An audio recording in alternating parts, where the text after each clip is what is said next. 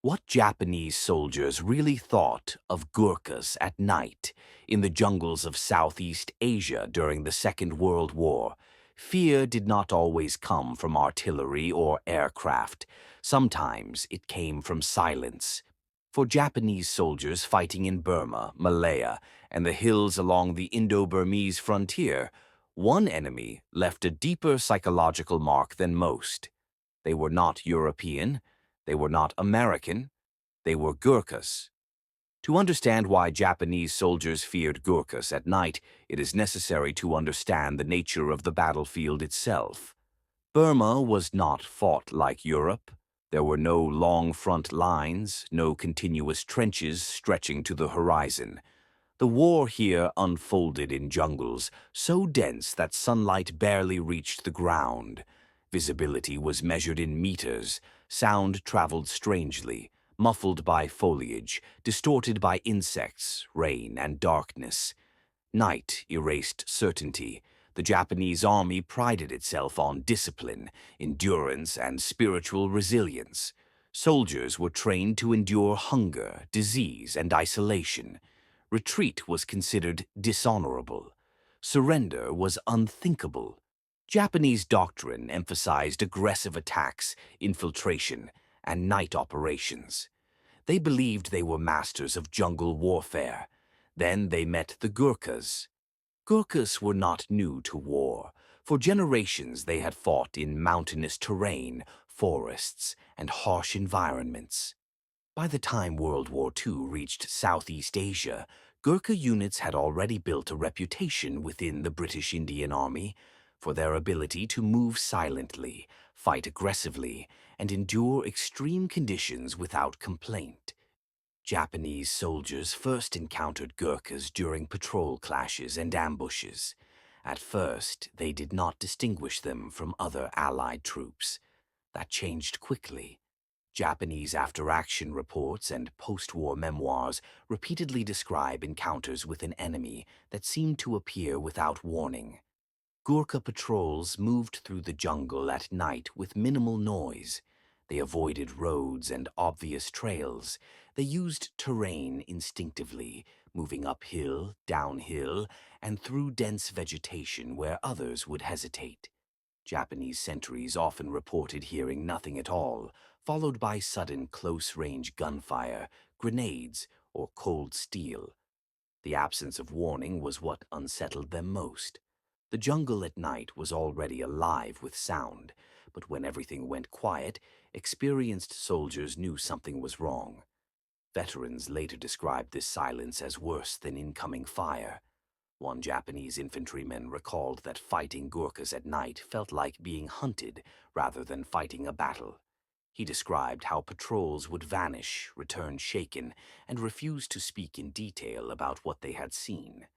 Not because they were cowards, but because they could not explain how the enemy had moved so close without detection. The Gurkhas' reputation was amplified by their use of the kukri. While the kukri was not their primary battlefield weapon, its presence mattered psychologically.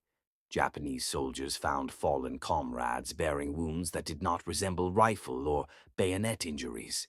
The curved blade became a symbol, not of brutality, but of inevitability. Japanese troops began to associate Gurkhas with night attacks specifically. While many Allied units fought at night, Gurkhas seemed to thrive in it.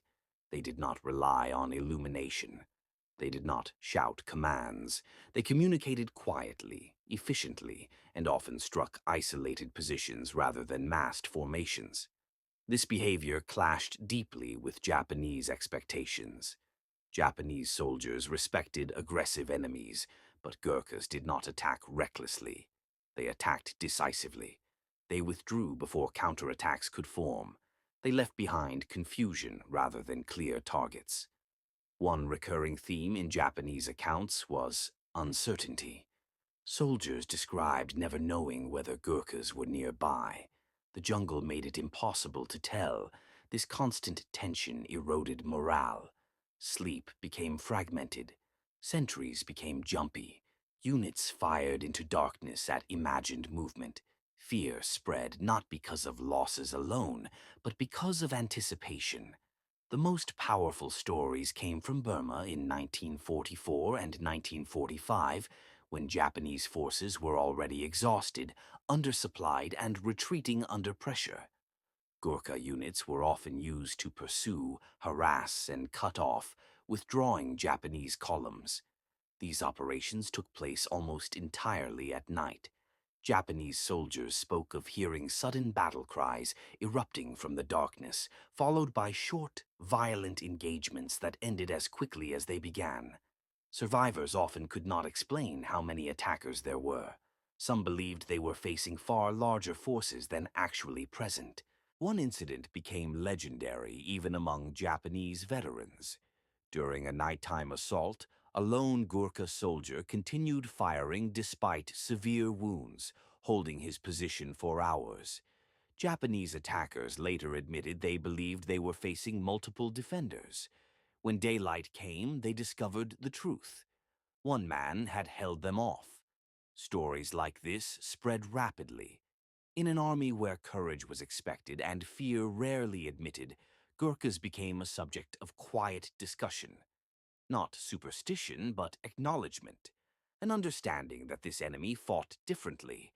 Japanese doctrine emphasized spirit over survival. Gurkhas matched that spirit but added patience, silence, and precision. They did not waste effort. They waited. They chose their moments. By late war, some Japanese units altered their behavior when operating near known Gurkha formations. Patrols were reinforced, night movement was reduced, positions were tightened. This was not retreat. It was adaptation. After the war, Japanese veterans spoke more openly. Many expressed respect rather than hatred. They did not describe Gurkhas as monsters. They described them as professionals, men who understood the jungle in a way few others did. One Japanese officer summarized it simply.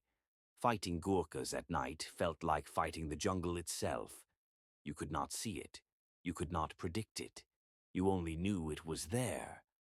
The legend of the Gurkhas was not created by propaganda.